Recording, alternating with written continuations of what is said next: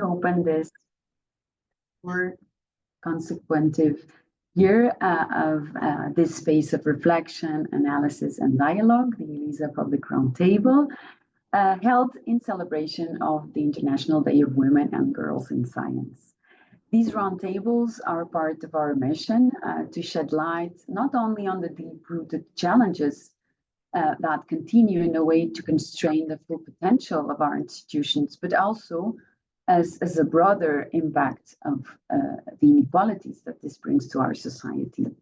Gender disparities in science education are not just institutional issues.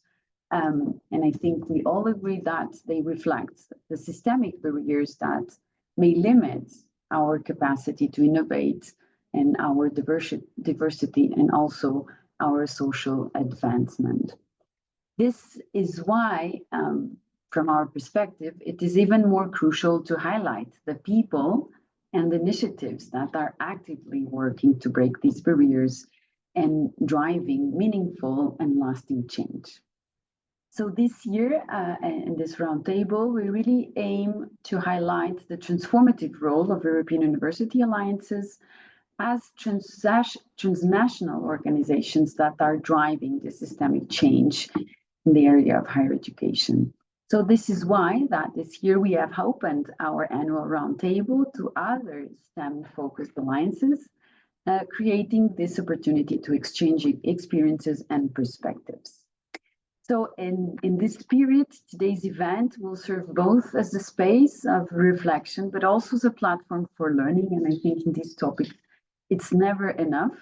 So really, I use this opportunity also to extend my gratitude to the representatives of the alliances of UT Plus that have joined us today, and also ENHANCE, European University. Thank you for your participation and joining forces with ELISA, and also as all the attendees and participants of this session.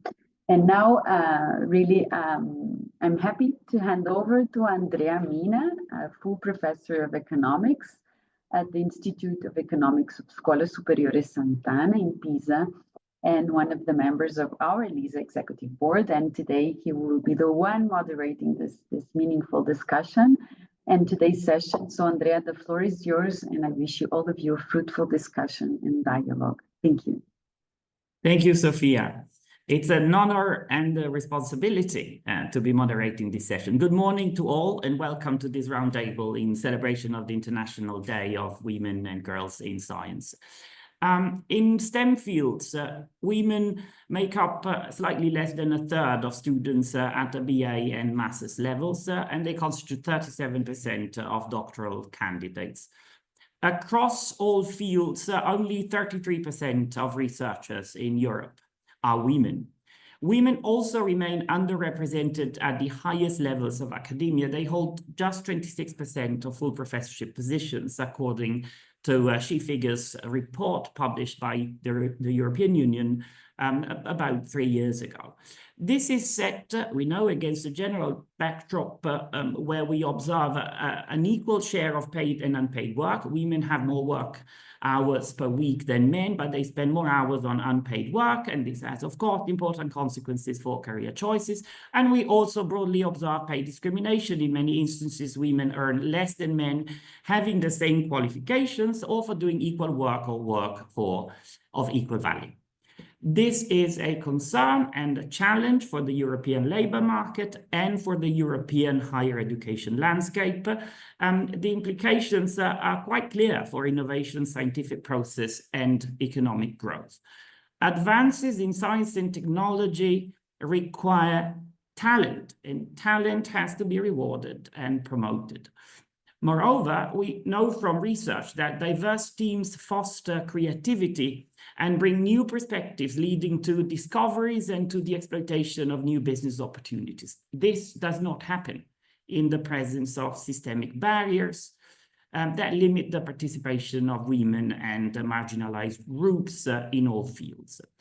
Addressing these disparities is not just a matter of fairness, it is absolutely essential if we want to build a more inclusive, forward-thinking, a more productive, and also happier society that are able to harness the full potential of its talent.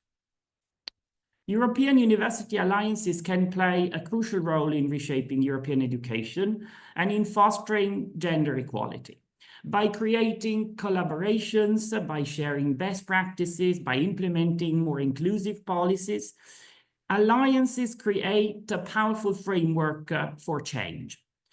Today, we're going to explore how these alliances are working towards overcoming this very important challenge by developing appropriate policies and above all by making sure that these policies that we design actually have an impact. The roundtable is hosted by the Alliance ELISA in collaboration with Enhance and EUT+. It brings together experts, educators, and very importantly, students from these three alliances. They're going to share their strategies, insights, experiences for making gender equality in STEM education a reality, and to explore how we can move beyond policies and really make a difference on gender equality within STEM disciplines, or more broadly, the STEAM disciplines if we include the arts. We are very lucky today, and I thank them from the beginning, to have 6 great panelists. In the order with which they will make their interventions, we have Ines Pinto. She's policy advisor and strategy facilitator at the ELISA Central Office. Ines works in the coordination of the Alliance's operations and in the facilitation of joint processes and policies. Her role also involves the support of the Gender Equality and Diversity Work Group in developing and implementing the various diversity and inclusion initiatives of the Alliance. We then have Dora Baranyai. She's a 4th-year civil engineering student at BME, the Budapest University of Technology and Economics. She's the student representative in the ELISA Student Council and has been involved in different initiatives of the Alliance. She's passionate about making science and engineering more inclusive, and we very much look forward to hearing her views on this panel. Our third speaker is going to be Raffaella Hettlage. She's team leader of ETH Diversity at ETH Zurich, where she coordinates diversity strategies to foster an inclusive university culture. She represents ETH Zurich in the diversity and inclusion work package of the Enhance Alliance. Then we have Scarlett Song. She's an industrial engineering student at RWTH Aachen with a deep commitment to promoting equal opportunities in industry. She actively participates as student ambassador in Enhance initiatives. Then we're going to have Deirdre McQuillan. She's project team leader at the EUT+, the European University of Technology Alliance for Transitions and Society. She has recently published on gender issues with reference to women technology entrepreneurs within the university ecosystem. And last but not least, we have Ilenia Colamatteo. She's a 3rd-year PhD candidate in economics and management of sustainability and innovation at the University of Cassino and Southern Lazio in Italy. Our discussion today will begin with insights from our panelists, followed by an interactive Q&A session. We invite you to share your thoughts and questions using the chat or raise your hand. We'll have time for open discussion. Hopefully, you'll develop the questions as we hear the panelists. Let us use this opportunity to reflect, to learn, to imagine new collaborations, to generate a more equitable and innovative future in STEAM education. Thank you very much for being here, and let's begin. The panelists have each 7 minutes to make their interventions, and the first is going to be Ines. Ines, the floor is yours. Thank you very much, Andrea, and good morning to all of you. It's really, really nice to be here with you today at this roundtable celebrating such an important occasion. So what are we doing in ELISA? Well, from its very inception, ELISA has placed gender equality in STEM education at the core of its strategy. Our name, ELISA, the European Engineering, Learning, Innovation and Science Alliance, honors the legacy of Elisa Leonida Sanfirescu, one of the first women in the world to obtain an engineering degree. She not only actually paved the way for women in engineering, but also embodied the values that define our alliance, which are multiculturalism, inclusiveness, innovation, excellence, and social commitment. This legacy of Elisa, Leonidas, and Firesco inspired us to develop our narrative. In our promotional video that I will share with you in the chat very soon, we talk about the story of a young girl that is inspired by her mother, a scientist who believes that a world shaped by these values is achievable if we work together to embrace the necessary transitions. This young girl dreams of becoming an ELISA engineering by 2030, representing the future that we aspire to create. At the same time, in ELISA, our vision is clear. As an alliance, we aim to serve as a role model in Europe and beyond, not only by promoting narratives, but also by taking concrete action. So how do we make this vision a reality? Well, of course, I will not lie to you, the path is certainly not easy, but together we are committed to forging the way forward, and we're doing this along 4 main areas of intervention.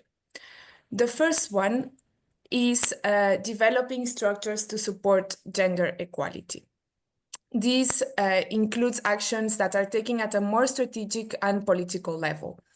So shortly, for example, after the creation of ELISA, we launched a gender equality and diversity working group with experts from each of our institutions. This is the group that is basically leading all the work in the Alliance regarding gender equality. Another example that I can give you is the fact that our ELISA governing board, composed of our members, rectors, and presidents, signed a statement for gender equality in April, back in April 2022. And this statement had the goal of making our higher education institutions more inclusive places, closing the gender gap in STEM fields, and inspiring gender equality plans and actions across and beyond ELISA. A second area of intervention on which we are working is the development of indicators and carrying out analytical measures. So here, what has allowed us is to have an overview of the current situation at ELISA member institutions, particularly for the research and innovation dimension of ELISA, and therefore allow us to focus our action precisely where data shows us that actions are much more needed. Thirdly, we are working on competence development, which is allowing us to create and feed more favorable university contexts so as to attract and also retain talent, very important. So here are some examples that I can give you is a MOOC that we developed in ELISA called Women Leaders in Sciences. I will also share the link of this MOOC in the chat shortly. And also, more recently, we developed some guidelines to prevent gender-based and sexual violence. These will be soon published in our website. And now what we're doing is that we're working on a joint offer related to gender inclusiveness and diversity that includes a mentorship program for a female PhD and a tool for self-assessment, as well as a training for students at different levels, but also staff on topics of gender equality. And finally, our fourth area of intervention is awareness raising, as we feel that the more we talk about it, the more we hope to reach people. So that's why, for example, we organize this yearly roundtable in celebration of the International Day of Women and Girls in Science. This is the 4th edition. And also, I wanted to share with you another example that, in fact, at the occasion of the first ELISA conference that gathered around 350 participants, more or less, we gave the ELISA Diversity Award, which allowed us on capitalizing best practices and promoting the knowledge created in our alliance. So just to conclude, while this approach is, of course, allowing us to advance in ELISA, we cannot deny that there is still really a lot to do. Notably, for example, in acting at the youngest level and making sure that the new young girls not only enter STEM careers, but that they actually stay in them throughout life. So as I began saying, hopefully the dream of that young girl that wishes to become an ELISA engineer by 2030 becomes the dream of many, many others. Thank you. Thank you so much, Ines. I would like to invite Dora to share her thoughts with us. Hello, good morning, everyone. It's an honor to be a part of this conversation on advancing gender equality in STEAM education. Today, I would like to share a bit about my experience and my journey, the impact of ELISA initiatives, and most importantly, why I believe that the future of STEM belongs to everyone. So my own path into STEAM wasn't always straightforward. Like many, I have faced moments of doubt, sometimes from within and sometimes from the world around me. There were moments when I looked around and saw fewer women in the room, but instead of that discouraging me, I feel that fueled my passion even more because I knew that representation matters, and seeing someone like you in a role you aspire to, I feel like makes all the difference. But let's be real, of course, challenges exist, and stereotypes, unconscious biases, and self doubts are still barriers. But instead of focusing on these obstacles, I feel like I want to focus more on the solutions and the ways that we can support and uplift and empower more women and girls in STEM. So this is where ELISA has been truly transformative through its network of universities, students, researchers, professors, and professionals. ELISA has created a space where gender equality isn't just another goal, but it's an active mission. And I've personally seen the impact of ELISA initiatives, whether through mentorship programs or collaborative research projects or just simple networking events that bring together diverse minds. These events provided a platform for sharing knowledge and for learning from experienced women in the field, and most importantly, for building a sense of community. Because ELISA has not only created a space for women, but has actively worked to amplify our voices and to make sure that we aren't just included, but that we are leading the way. And as Ines said, the Alliance is not just about opening doors, it's about making sure that those doors stay open for the women who come after us. And it's about ensuring that young girls see STEAM as an exciting, inclusive, and limitless world of possibilities. But here comes the question: so how do we keep this momentum going? And I feel like we need to celebrate and maybe showcase women in STEAM because representation is one of the strongest motivators for young women interested in these fields. And when they see other women leading and innovating and making a difference, I think it changes their perspective of or perception of what's possible. And universities, organizations, and industries, yes, must continue to implement policies that support gender equality, flexible work environments, and opportunities for women to thrive in leadership roles. One of the biggest challenges that I have seen isn't lack of ability or talent, it's self doubt. Too often, brilliant and open minded women hesitate to take opportunities because they feel they aren't ready enough or qualified enough. But I feel like I want to remind every young woman out there that you are capable and you are needed because too often women in STEAM also second guess themselves, wanting to feel fully qualified before taking a step forward. But the truth is, no one has all the answers from the start, and growth comes from taking on challenges and learning and pushing your boundaries. And I feel like you have to trust in your abilities, embrace opportunities, and know that your present strengthens innovation. And ELISA has truly shown me that when we work together and when we lift each other up, we create a lasting change.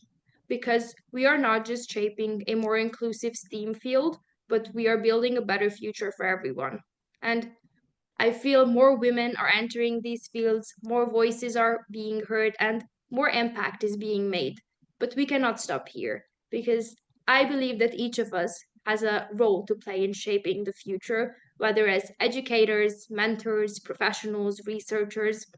And when we see role models, women excelling in science, technology, engineering, arts, and mathematics, it sends a clear message that you belong here and your ideas matter and your contributions are valuable. Thank you. Thank you very much, Dora. I would like to invite Rafaela now to take the center stage. Rafaela. Yes, hello.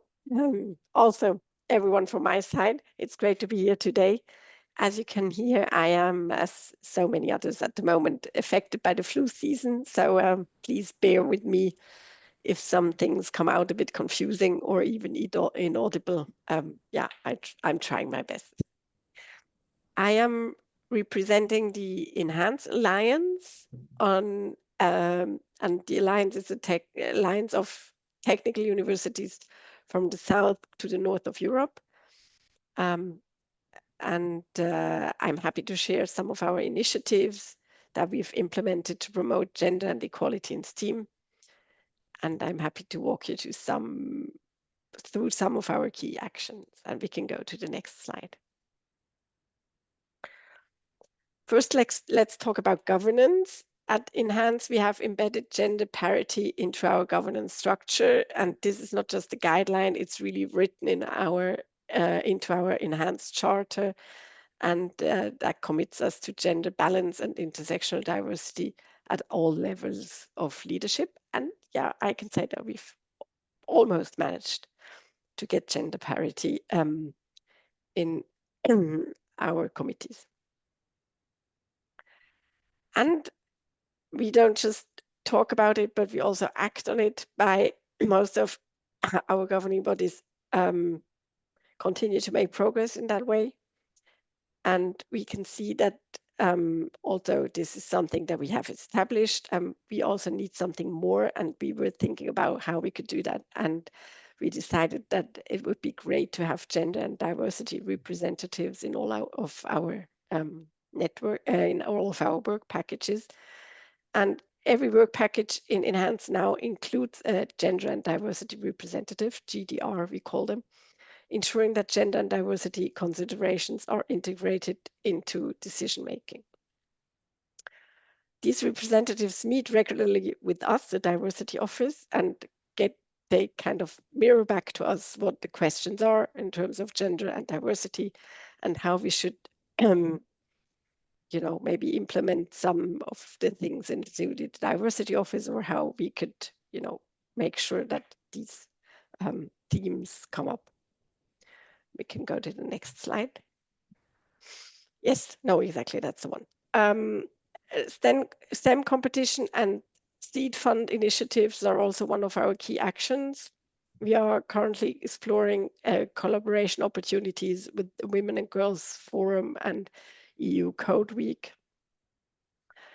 And the aim is to inspire young women and girls to pursue careers in STEAM fields through visibility, mentorship, and engagement.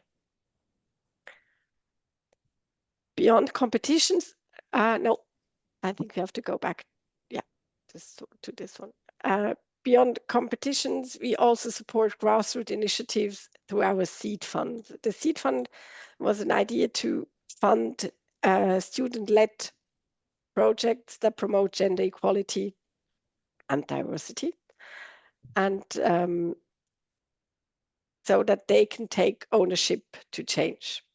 It is a sought after bottom-up approach. We wanted really it to be a bottom-up approach, so to include the community. And we have actually already discussed the projects we're going to fund. And one example would be a Women in STEM networking event organized by students at the TU, the Technical University of Delft. We can go to the next slide now. Okay, I think I made a mistake because I already talked about this one. Yes, exactly, that's the microprogram. So the microprogram and cross-border network. At Enhance, we also focus on education and networking to support gender equality in STEAM. And that's why one of the Alliance universities, the Technical University of Berlin, launched a microprogram on gender and diversity in science, technology, and society. And this hybrid program offers 3, 6, or 9 credits and gives students and researchers a structured way to learn about gender perspectives, bias in research and technology, and strategies for inclusive leadership. The good thing that applications are still open until the 24th of February. So if you are interested, or if you know someone who could be interested, then please, yeah, spread the word.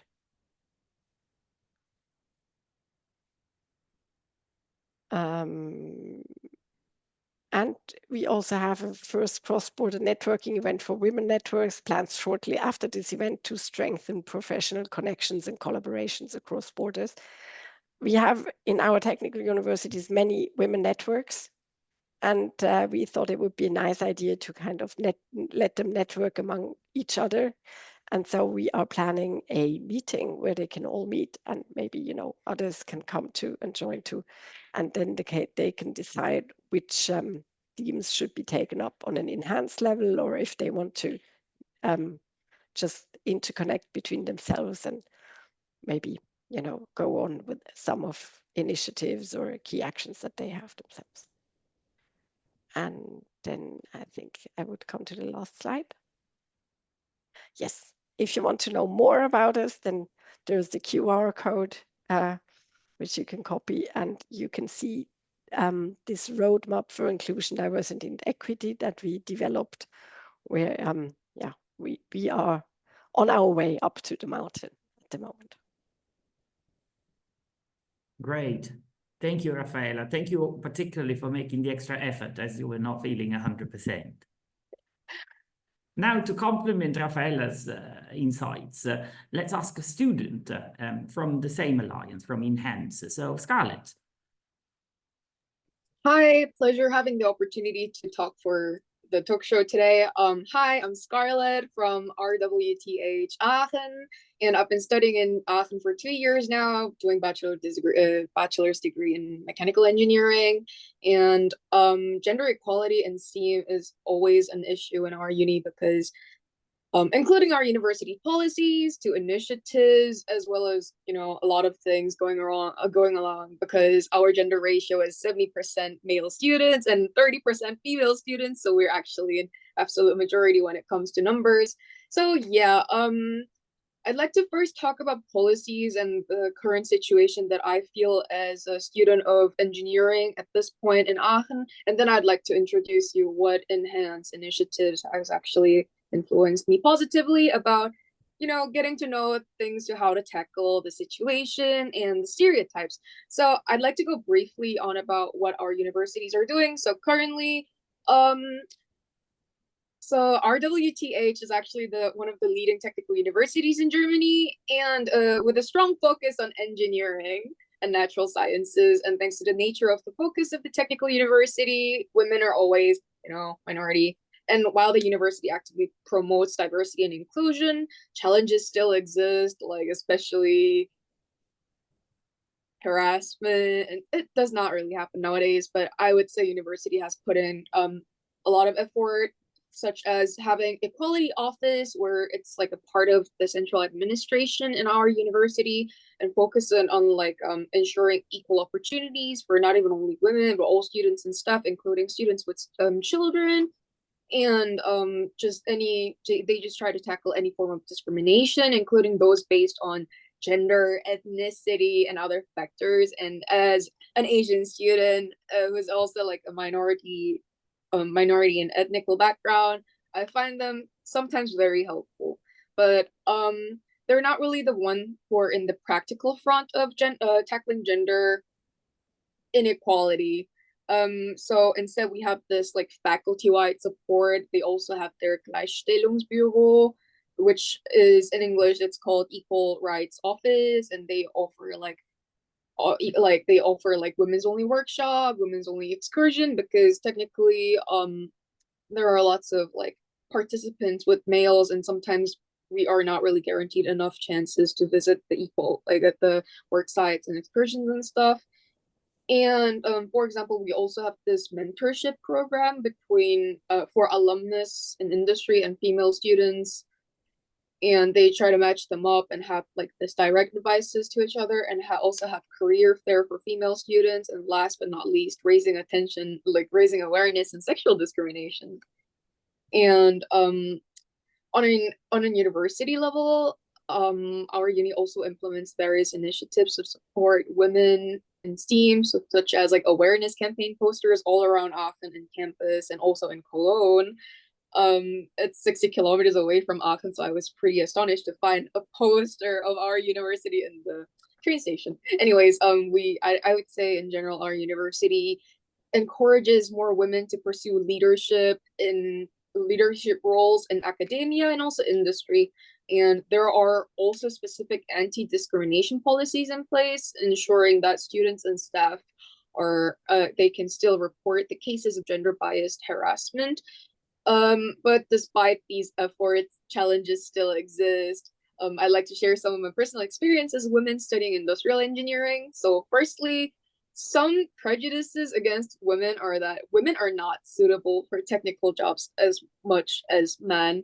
And one challenge I faced was that perception that women are not suitable for technical jobs because of physical demands and like intellectual capacity and all the things that I wouldn't really understand fully. And also there are lots of like presence of gender bias in student communities. Like, for example, once I've been told by a fellow student that they should limit their gender capacity in the board role, like they should have like only 2 women from out of 5-member board because they think too much women would lead to like too much management, which was like, okay.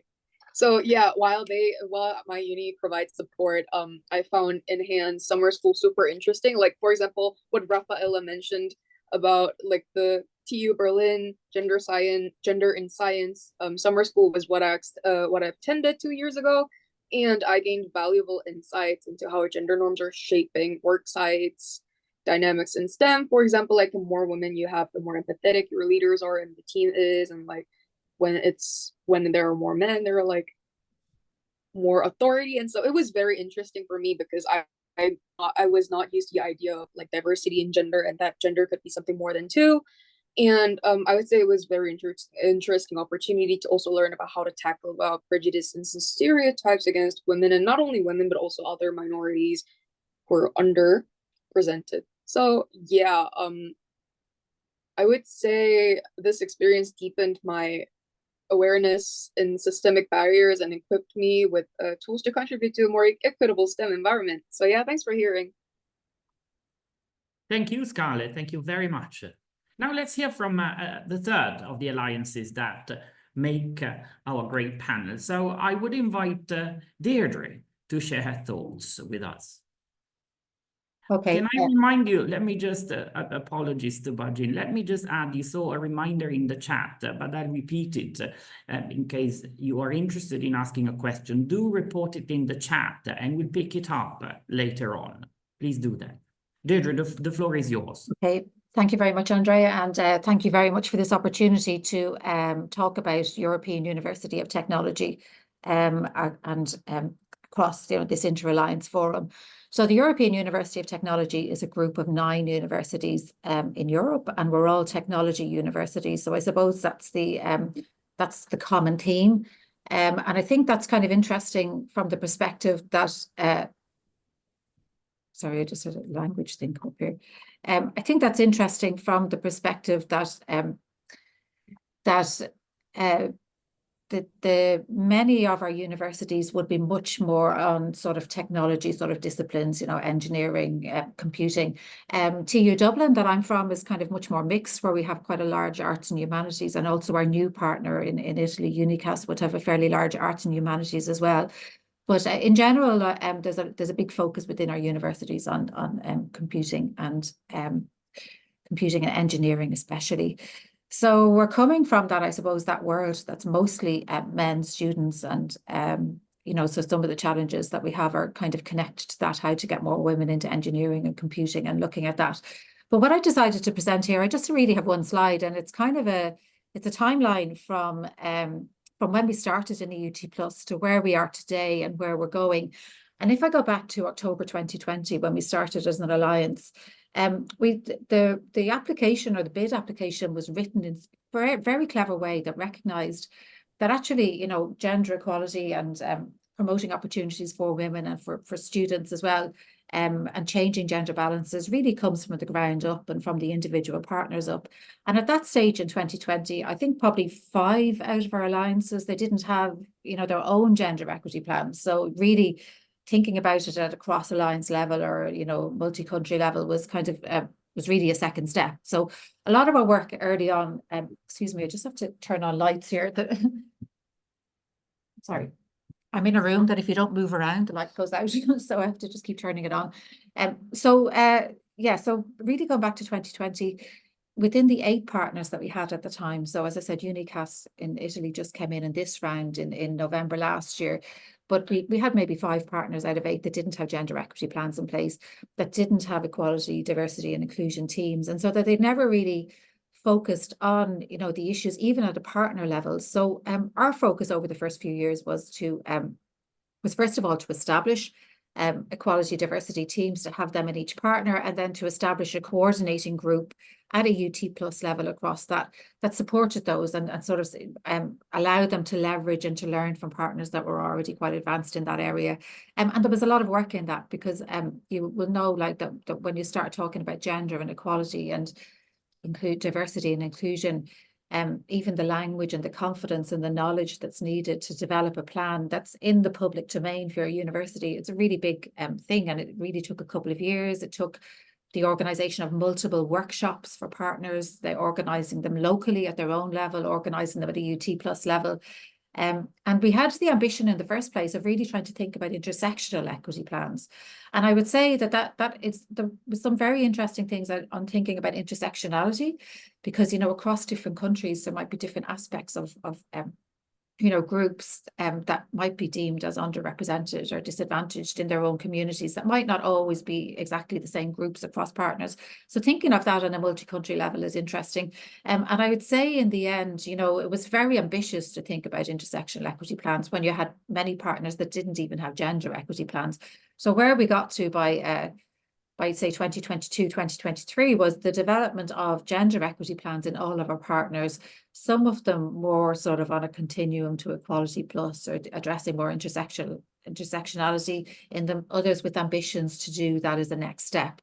And then over 2021 as well, we spent a huge amount of time sharing knowledge, sharing good practices, but we also developed, which was a big job as well, you know, shared principles for students and thinking about access and participation for underrepresented groups, but that obviously includes women as well in certain disciplines. You know, so we got shared principles on that and created a plan on that. And then we moved over sort of 2022, 2023 to having conferences. We hosted 2 of our own conferences, inviting papers. So drawing out the scholars within our university that are studying in gender and equality issues, inviting guest speakers, co-authoring papers together on, say, data collection around gender, and having special sessions in other sort of international conferences. We also had an event, or a couple of events actually, around what we called Remarkable Women in Science. And we tied them into days like today, or tied them into International Women's Day, where we identified science by women that was going on across all of our partners. And that was really important for us, like that we included every partner in, you know, if we were showcasing an event, we had to have representation from every partner because it exists everywhere. So it was really about finding out what's going on and supporting those women and doing sort of recorded events like today, allowing them to showcase their science. By 2022, 23, we had gender and you know, on a continuum, as I said, intersectional equity plans in each partner. And we also began to gather data across our partners on, we started off with baseline gender data to see where we were. And we collected that for the, I think, 2021, 22 year, or some maybe 2020, 2021. So it was really sort of getting the template and trying to collect that across our partners, to provide the evidence of where we were and to provide the evidence of where we can improve on this. And what we found out was we're exactly the same as other universities as well in terms of, you know, promotional opportunities for women, particularly in you know, in academia, etc. But I was able to see in that data where some partners did make improvements. Like we could see in one partner where they changed the balance on their governing board, you know, as part of this kind of process of looking at this and looking at the data and realizing that they had total imbalance. And we also created a Women in Tech Manifesto, which is kind of just, you know, it's a document only in itself, but we were able to hang a lot of things off that, you know, and, you know, like the special session that we had in an international conference, girls and women in immersive technology, and various different events that we held on that. So we're now in our kind of second phase of EUT Plus, and I think our focus on EDI is similar to others, but we also have it within a work package on transitions and society. And so our goal within the overall work package that we have is to champion an ongoing transition to a just, sustainable and equitable society. So it's like a just green and digital transformation. So we're doing EDI work, and we're trying to, share sort of common frameworks, European frameworks. For example, we all signed the Caliper Charter recently, which is really on gender and intersectional issues in research and innovation. All of our partners have now signed up to that, promoting policies in gender inequality. And also back to data collection. So like, it's one thing to sort of create the tools and to promote the policies. We want to see the evidence, and we want the evidence to be able to promote the evidence in the public domain as well. So similar to the data we collected last year, that we will continue to do that and continue to publicize it through papers and various disseminations, to show areas where we're hopefully improving, and also the development of self-assessment tools within the societies and transition framework. And the final point I just would make as well is that the focus at the moment is a very interesting one, because areas such as STEM areas and engineering, computing, have always been very, entrepreneurship is my own area, always very masculinized areas. But the opportunities within the sort of, for transdisciplinarity, to bring humanities in, to think about, art or creative or ethical approaches to technology, allows us to sort of create much more, to open up those fields, I guess, to reduce the sort of barriers of masculinization, I think, and to create more interesting opportunities for women as well. So that's where we are now. We're building the framework for that, and hopefully going over the next few years to have these, self-assessment tools, evidence through data collection, adopt a more harmonized approach across our institution, and basically championing a just, sustainable and equitable society. So thank you very much. Thank you, Deirdre. Fantastic. And then now you've understood that the students always complement these views, that the students are the core of our alliances. And so the final intervention, and by no means the least important, is by Ilenia, who is going to share her personal experience. So the floor is yours, Ilenia, if you want. Thank you, Andrea. Thank you so much also for the invitation to this wonderful event. It is really an amazing cause to participate in and to help to raise awareness on this topic. So I am in my third year of PhD, which is centered around economics and management of sustainability and innovation. And my focus is primarily on commodities science. So I'm part of the commodities science sector. And I focus on quality management in higher education and higher education services in the agri-food supply chain. So just to kind of tell you a little bit about what I learned during my studies. I had the opportunity to approach various topics that were centered around innovation and technology, such as Industry 4.0, Industry 5.0, and the new technologies that have come along with these concepts and paradigms, as well as the quality management paradigms that accompany these industrial revolutions. Which are known as Quality 4.0 and Quality 5.0. So I learned that by applying these management styles in both HEI services, so higher education services, and the agri-food supply chain, we can greatly impact the profitability, efficiency, and long-term sustainability of both of these sectors. So just to kind of give you a little bit of my experience, we'll say, in terms of the Alliance. So the Alliance has helped me by giving me the opportunity to conduct two research, in particular by giving me the opportunity to conduct 2 research periods abroad. So I spent 2 months in Cartagena in UPCT in Spain, where I learned all about the quality assurance system of the Polytechnical University of Cartagena. And I am currently conducting a visiting research period in TU Dublin, where I'm also analyzing the quality assurance system. So this experience gave me the opportunity to learn how to utilize new methods and technologies that would help in the conduction of my research. For example, learning how to use AI for studying research articles, as well as data collection tools for conducting surveys and focus groups. So just to kind of latch on to let's say, the barriers and challenges of being in a, would say, my sector is quite transdisciplinary. So I never really witnessed any particular barriers in terms of my experience in university. But what I can say is that I noticed a difference in the various courses that I enrolled in throughout the years. So I began with a first year in engineering. There I noticed that there were probably, I think, 10% of students that were women. And we're talking about 10 years ago. Then I moved on to, I switched and I went to languages and literature. And there I noticed a completely different situation. There were many more women as opposed to men in languages and literature.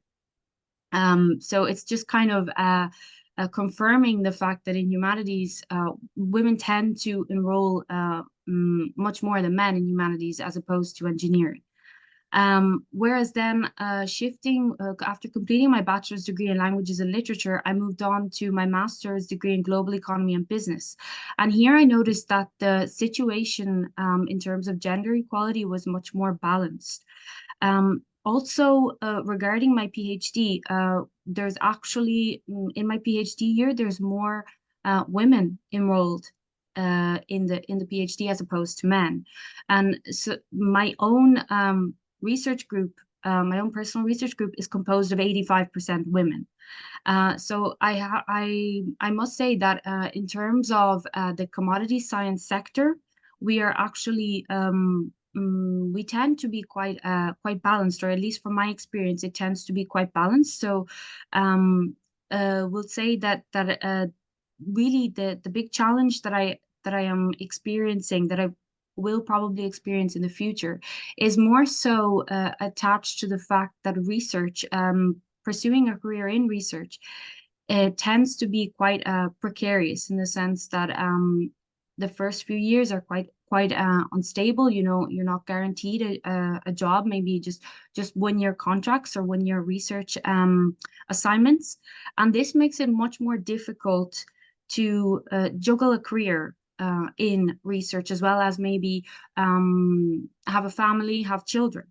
So this, you know, childcare tends to kind of engage women more than men, at least in the early years of childhood. So this is kind of the barrier that I can see that is coming up now as I am, would say, nearing the end of my PhD. So this is sort of the difficulty that I'm facing now. And I think that it's not just something that I'm facing. I think it's something that many other women face that are in my same situation, you know, because maybe as opposed to men, we have to sort of think twice before actually creating a family if we want to pursue our career. So that's just kind of summing up my experience in EUT Plus and in Casino in particular. Thank you. Thank you very, very much, Ilenia. And now we've heard from all our panelists, but the conversation is not over. Actually, it's time to open it up. We have received 3 questions, which I see on the chat. There are several insights, several dimensions of the problem. We've heard about different facets that include perceptions, self-perceptions, representation, opportunities, role models. Also, I think there's this instance which very much concerns those that are in charge of the design of policy, to combine policy design, appropriate policy design, with their implementation, and you know, the different approach of diffusing bottom-up initiatives that come from where the need is felt, and I think in all the alliances we are feeling. I think it's very hard not to feel the tension between these two approaches. And I mean, there are many questions and a few answers. I'm not aware whether there's the optimal answer. We've also heard about a lot of diversity within STEM, within STEAM, diversity across fields, problem that cross over to interdisciplinarity, and you're all aware that there's also a debate whether to call it interdisciplinarity, transdisciplinarity, another interesting dimension that intersects the main concern that we are addressing today. I would be very happy if, for example, Lucas, Oscar, or Roxana could ask their questions live, but if they cannot, I would be quite happy to read their questions, and I trust that our panelists, or some of our panelists, will be able to answer or keep the conversation going. Should Oscar, you volunteered. Please, the floor is yours. Okay, so can you hear me? Yes. Yes, perfect. So first of all, thank you very much for open these kind of spaces, okay? And as well, it's so great to know what's basically going on as well on this topic on the different alliances. So it's great to know that. So I was wondering, and related with my question, so in somehow, of course, I'm from the UPM from Madrid, so I'm as well. I'm part of this new vice rectorate, okay, regarding equality, diversity, and social engagement and commitment. So I'm as part of this new project that it's as you know, 1 month. Some of you, because we had this new rector at UPM, so I was wondering how the other alliances somehow organize or open this discussion inside the alliances in order to promote diversity, promote gender equality as mission. Because as we see on paper, all these kind of ideas, all this kind of, it's part of our mission and part of our vision as alliance. But as well, I would like to know if how is the conversation, or if you have any example regarding this bottom up, but as well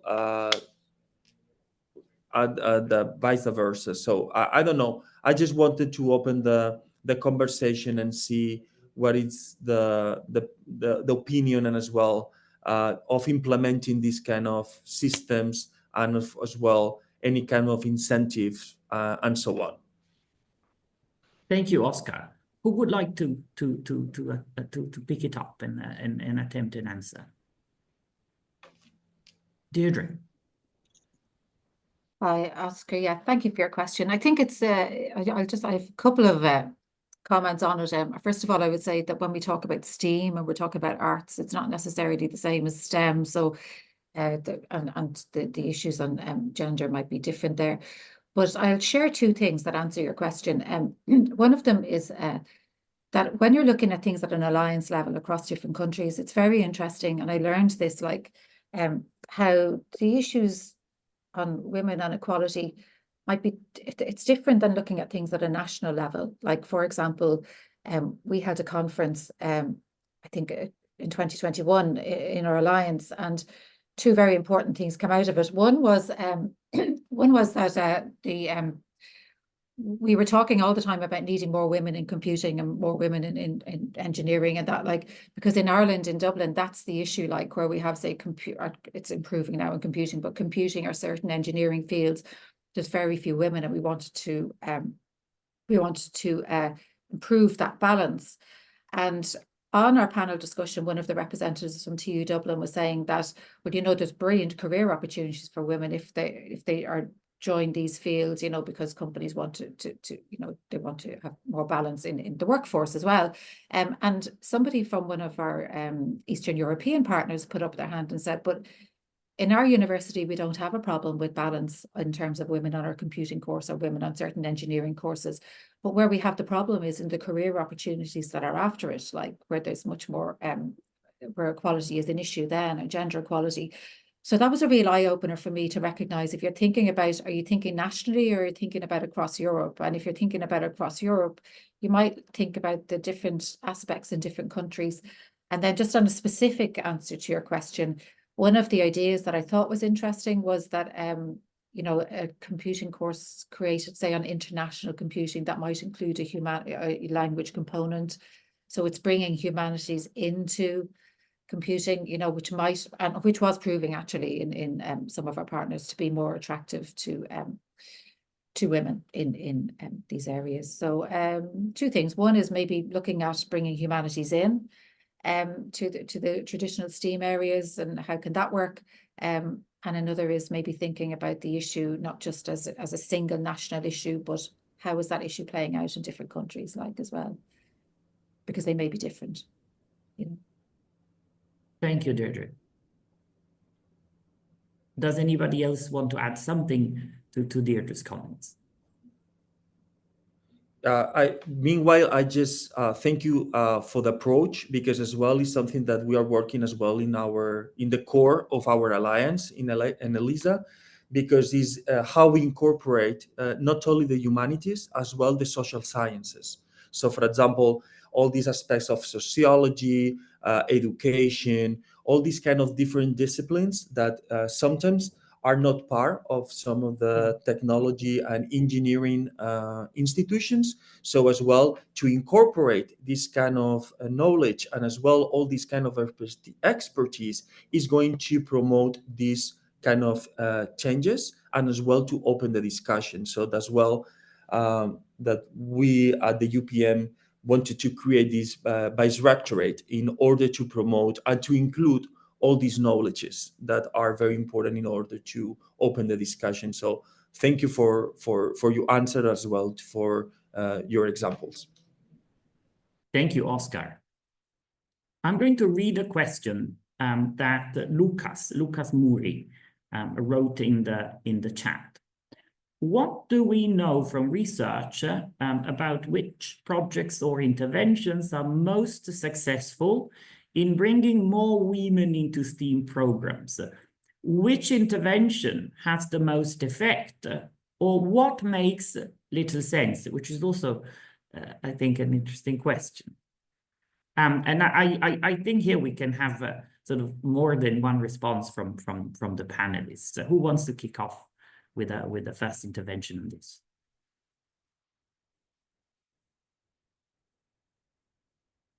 Rafaela. Yeah, I can come up with some ideas. I think it has been proven that mentorship programs and role models are very important and a very important step, because it really shows that, especially in technical universities, where, as in ours, women are still a minority in many fields, that they have, like, women scientists have other women scientists they can connect with.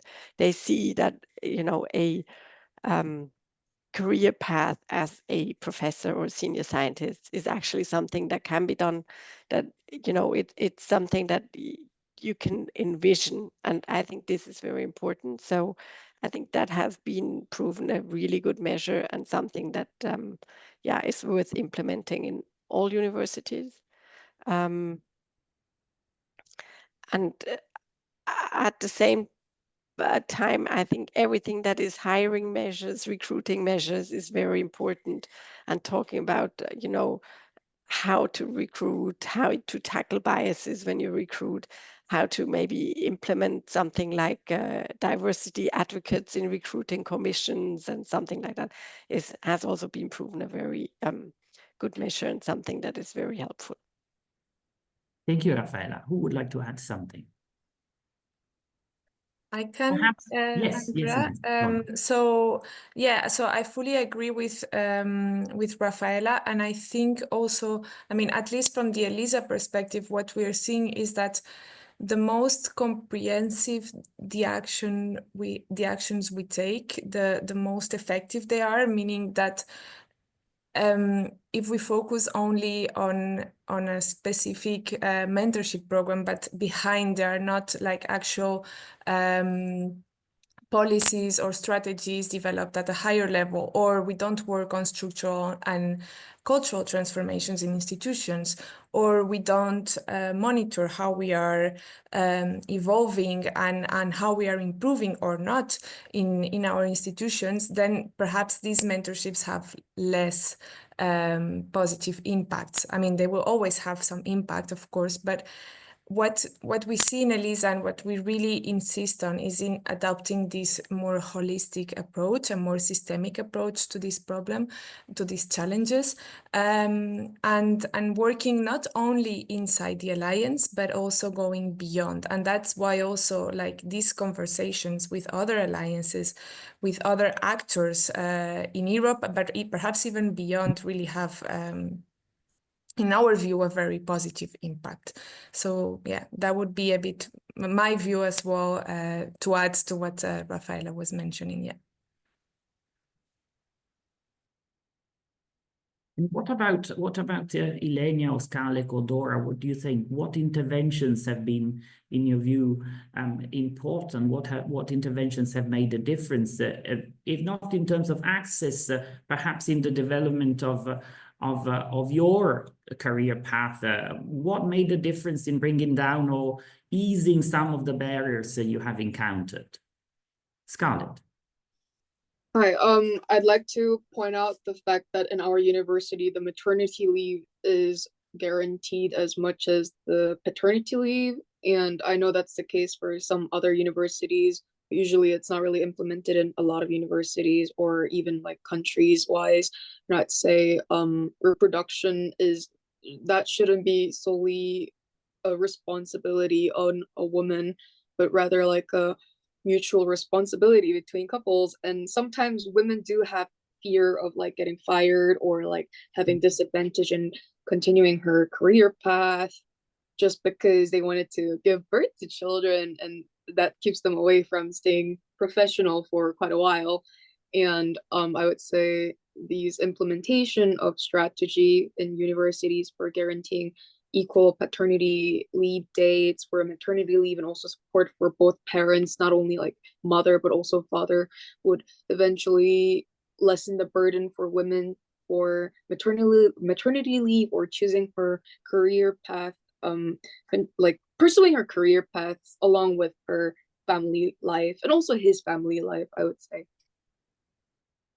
Thank you, Scarlett. Dora, you also raised your hand, if I'm not mistaken. Yeah, my insights were pretty similar to the ones that we heard before, but maybe what has worked in our university in engaging with more women was an early engagement.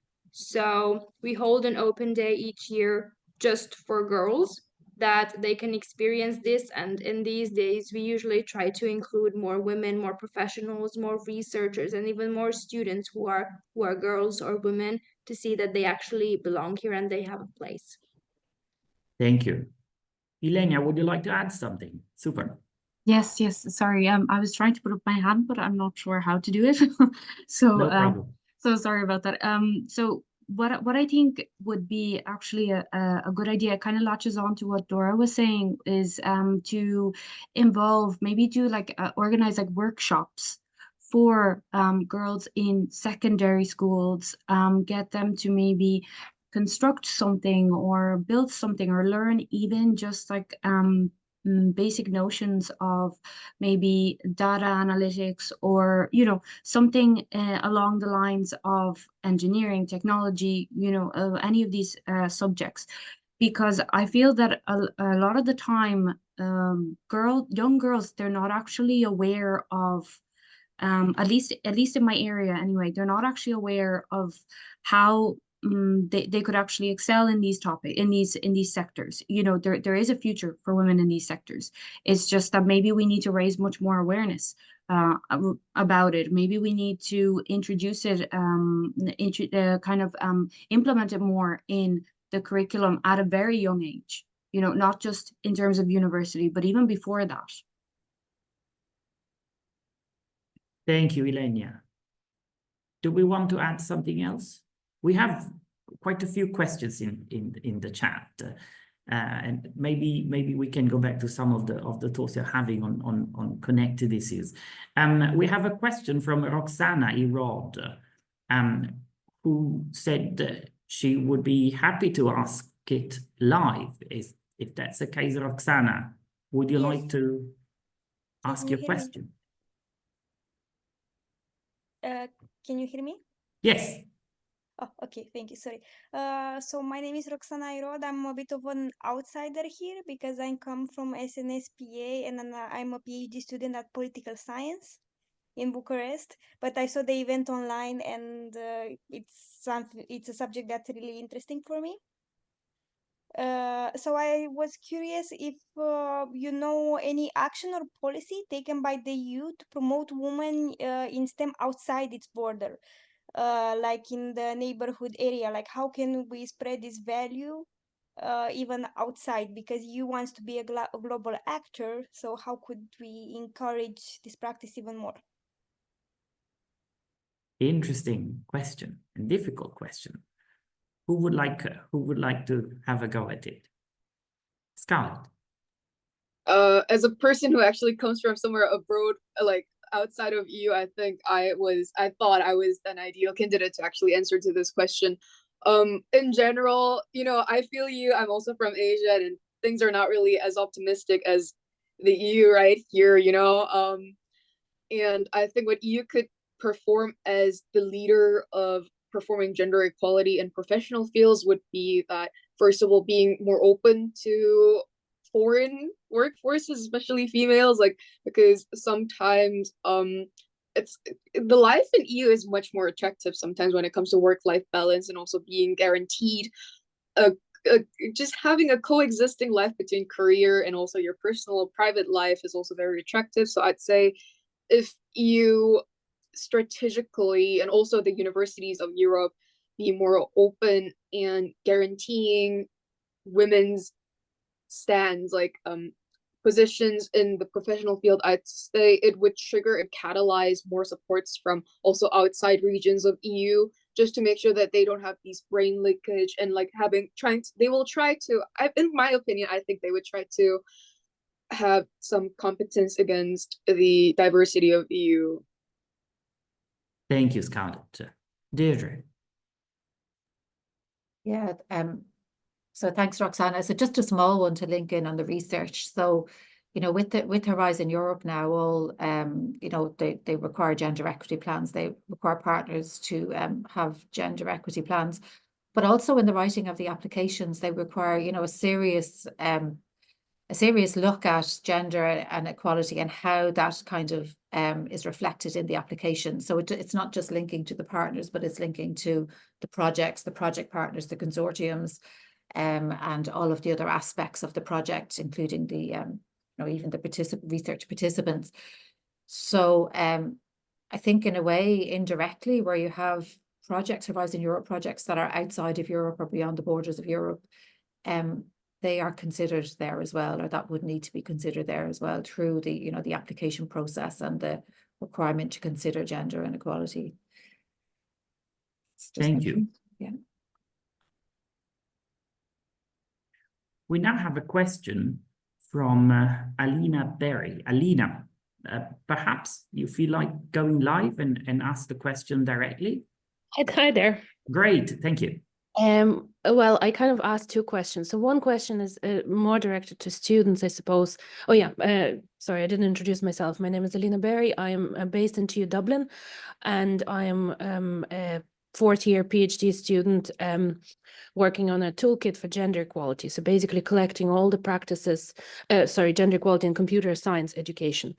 So on a higher level, in higher education. So I'm collecting all the practices that have worked and have shown impact, formal impact, I suppose. So my question was directed more, I suppose, to students, but not only to students, to find out what practices have shown impact. And I know Rafaela was talking about mentorship and role models, and some of you were talking about mentorships and other things.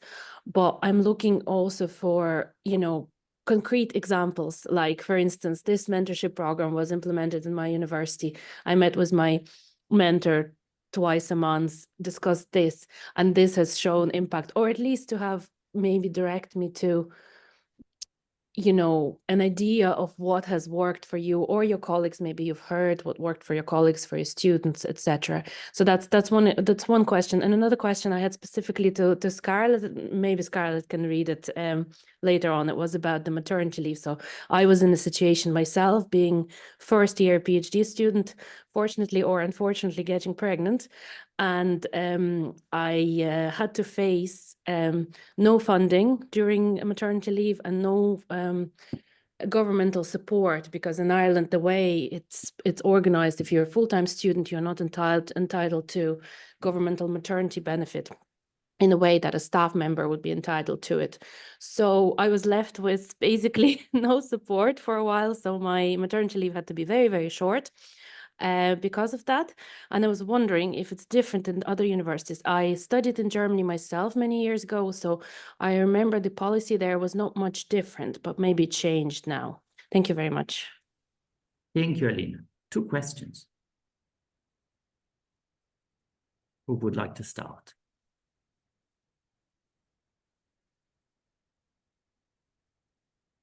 Yes, Dora.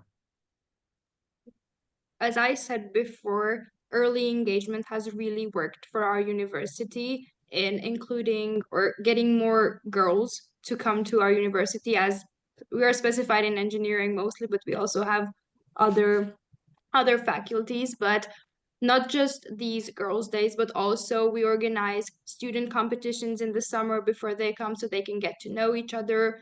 But also we try to use more diverse images when we post something, either in the university's cafeteria or anywhere. And what has also really worked for us is I think a lot of freshmen also have the problem of not having the courage to ask questions. So each freshman group has a group of 3 mentors in when they're freshmen, so that it's easier for them to reach out to them. And maybe this is even a better way to support them and maybe give a voice to their questions. Thank you, Ilenia, and then Scarlett. No, I just wanted to also just reply to Alina's. So in Italy, we have the same issue regarding the PhD for maternity leave. If you go on maternity leave, you don't get any funding. So I think this could be a problem that is, that should kind of be highlighted at an international level as such, because I think it's quite common in a lot of countries, just and this kind of again, it kind of latches onto what I was saying earlier, kind of goes into contrast for women to want to pursue their career in research, be it in whatever sector, and also build their own family. It makes it very, very difficult for us to make that decision. So maybe we think about building families maybe later on, or maybe never actually get the chance to, or just kind of have to rush through it and as Alina was saying, take a very, very short leave. So I think this is a very big difficulty that should be highlighted at an international level. Thank you, Ilenia. Scarlett. Hi, first of all, thanks for the question. It was very exciting. Thanks for sharing your personal experience. Personally, I've never been to a university outside of Germany, so I didn't really know that there was no maternity leave guaranteed for PhD students. That's really, I would say, astonishing. In Germany, I would say financing and working as a parent in the university, so as a PhD student, is in general rather pleasant. Okay, so I have this information website right in front of me so that I wouldn't misinform you. But firstly, there is a scheme, there is a like a government developed scheme called BAföG, which is like it pays you during your study so that you don't have to give up on your study because of financial reason. And most of the students that I know who are like under 25 years old, at least they get like 500 euros per month, depending on how much their parents earn. And not only that, not only just paying the grown-up students, if you're actually receiving that, if you're actually receiving the BAföG support, and if you have children, then you also get additional 160 euros per month as like every month until your child grows up. And not only that, according to the German law, your employer can't fire you after like getting informed of your pregnancy to 4 months after giving birth. So technically you are almost guaranteed a spot to come back to after giving birth, especially in universities. That's even more strict. And when it comes to public universities, they're related to government, and it's even strictly more strictly guaranteed. And also we have maternity allowance, which is like, I think this directly answers your question, but we have like 13 euros per day paid by the public insurance company.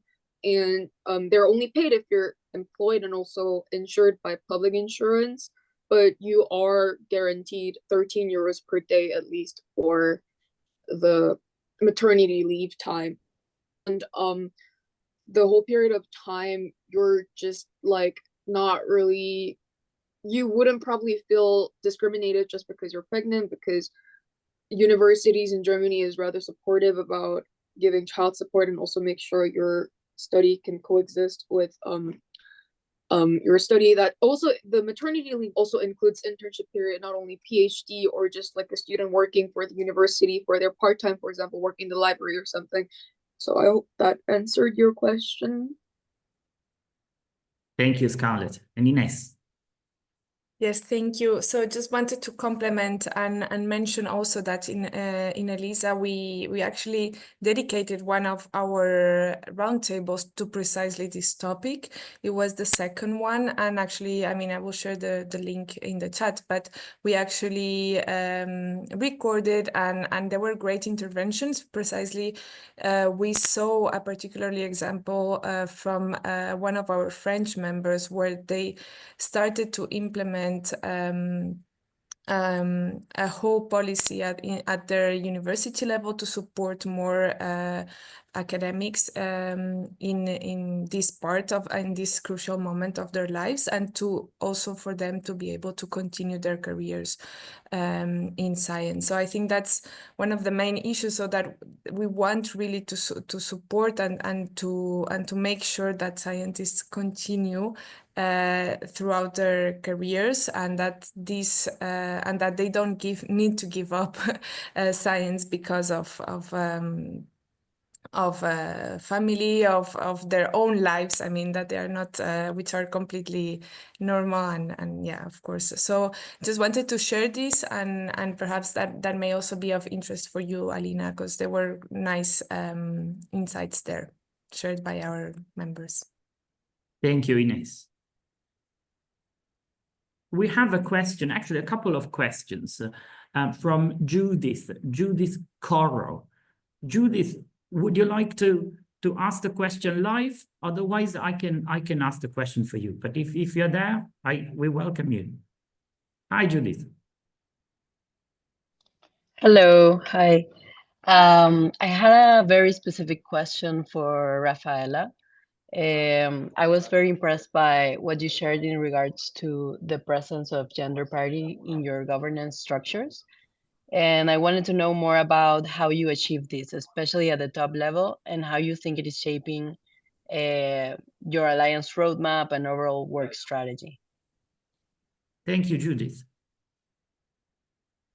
Well, thank you for the question. I think, this is partly luck and partly it's something that we really did work for. So we have like different governance body, of course, and one is a board of directors, and the board of directors includes also the rectors of our 10 member universities.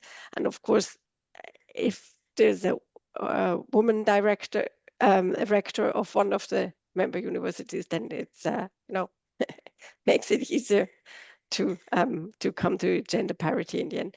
But then we also have other we have other governance bodies like the steering committee or general assembly, and that's where we could actually influence who's going to be on the board and who's going to be part of it. And that's yeah, it was just something every member university was committed to, and how it was decided. And I mean, it doesn't say that it's always, you know, we didn't reach it everywhere, but we are on a very good track. And I think it was very important to have the commitment of all the member universities. Does it make a difference? I think it does make a huge difference, because it's something that people see. You know, it's something that yeah, people realize, okay, it is possible, and it makes a difference when you discuss different topics. So yeah, I think it was actually a very good measure for us. Thank you, Rafaela.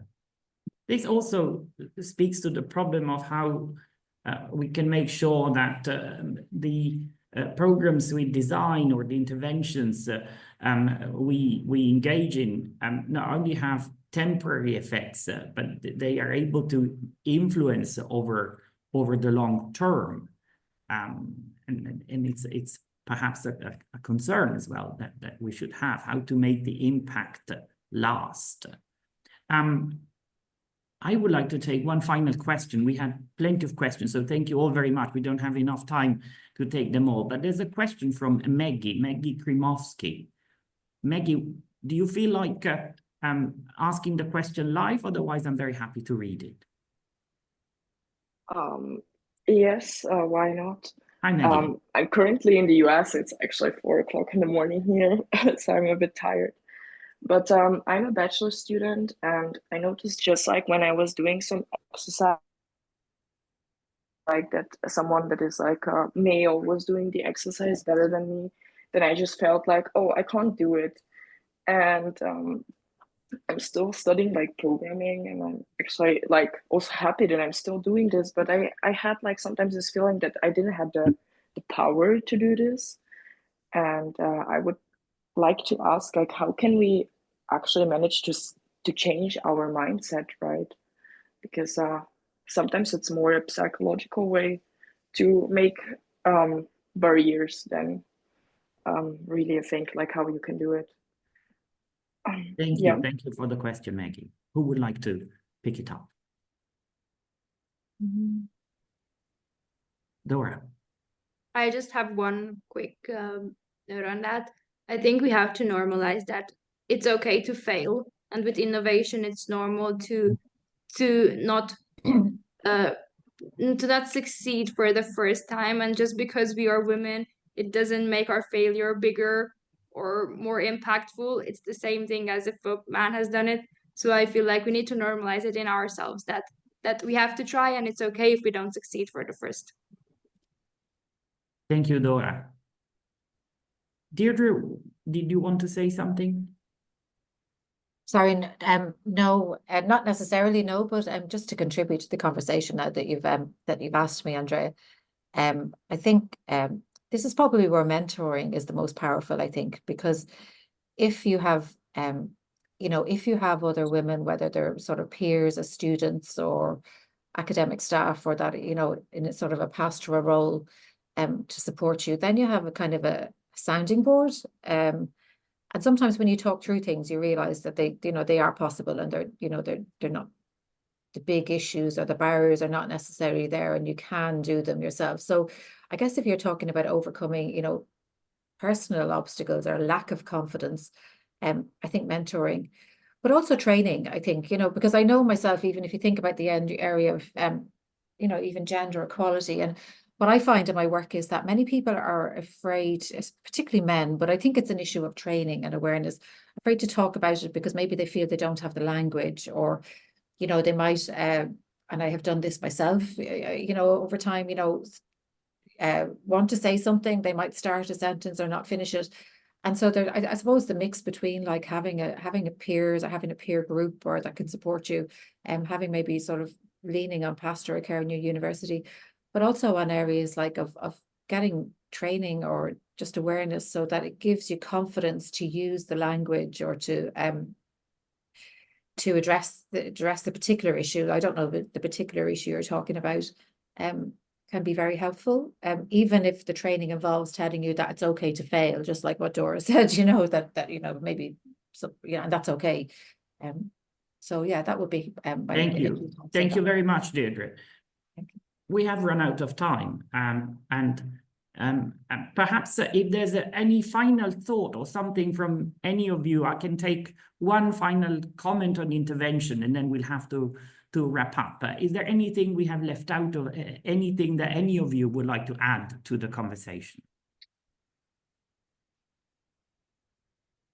We touched on a multitude of... Just yes, perhaps, yes, Andrea, Ines. that I think that these opportunities are really wonderful opportunities to share and to exchange on such important topics that on a daily basis, perhaps we all challenge we all see the challenges, all these challenges in our lives, from one reason or another, and being able to have this space, being able to share and to listen to each other from one alliance to another, from one side of Europe to another, and even beyond, because we heard that we are reaching even beyond Europe, which is fantastic.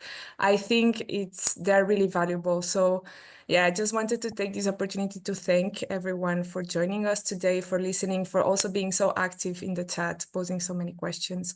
And yeah, just that as a final thought.